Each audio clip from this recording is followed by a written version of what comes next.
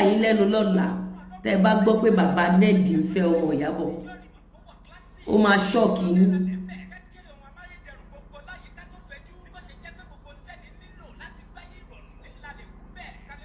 Ó máa ṣọ́ọ̀kì yín tẹ́ bá máa gbọ́ pé ní ọ̀la ẹ bẹ̀rẹ̀ sí ní rí ọmọ Ìyábọ̀ Òjó lọ́dọ̀ Ned ẹ kọ́lẹ̀ kẹ́ forúkọ mi sí.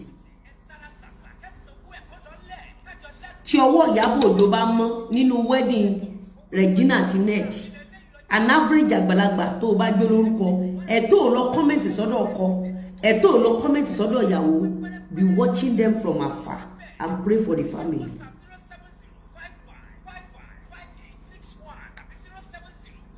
Ìyábọ̀ ó ti ṣe theory lọ́ndà Gistlover practical ẹni tó ń fa account ẹ̀ ṣe kiri rẹ̀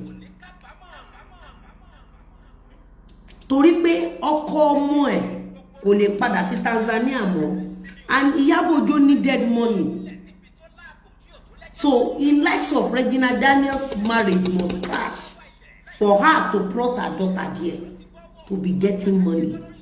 Write it down. When one artist gave birth to one senator, it was Gistlover that was updating us.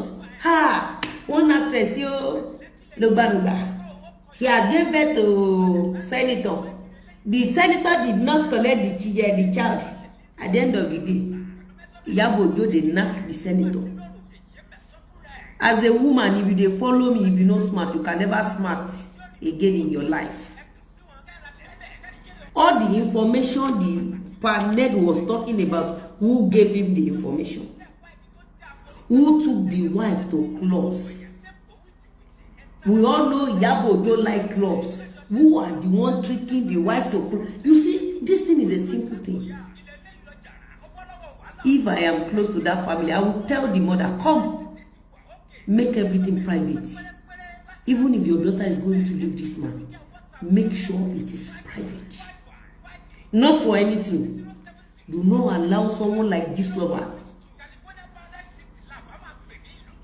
Do not allow someone like Gistlover to take murder on your downfall.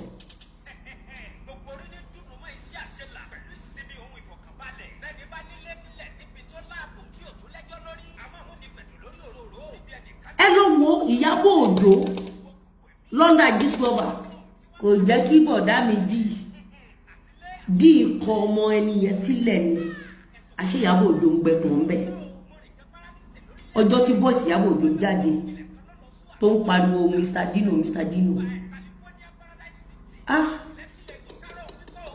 Ìyábọ̀ Òjó ti wo àwọn ìwà kan lórí cyberspace yìí tọ́lọ́run ti fi àṣírí ẹ̀wọ̀n enough fẹ́ni tó bá gbọ́n láti má ní nǹkan kan ṣe pẹ̀lú ẹ̀. Ẹ̀yin èèyàn wa ẹ ti gbọ́ gbogbo nǹkan tí Lizzy Anjorin tí ó sọ ní inú fídíò yìí nípa bí Ìyábọ̀ Òjó ṣe náwó nínú ìgbéyàwó Regina Daniel àti ọkọ rẹ̀ tí a mọ̀ sí Ned. Kí ni ẹ lérò nípa fídíò yìí? Nǹkan tẹ́ bá lérò nípa fídíò yìí ẹ tẹ̀ sí comment section ká lè sọ̀rọ̀ nípa rẹ̀. A kò ní jù báyìí lọ, ó dìgbà.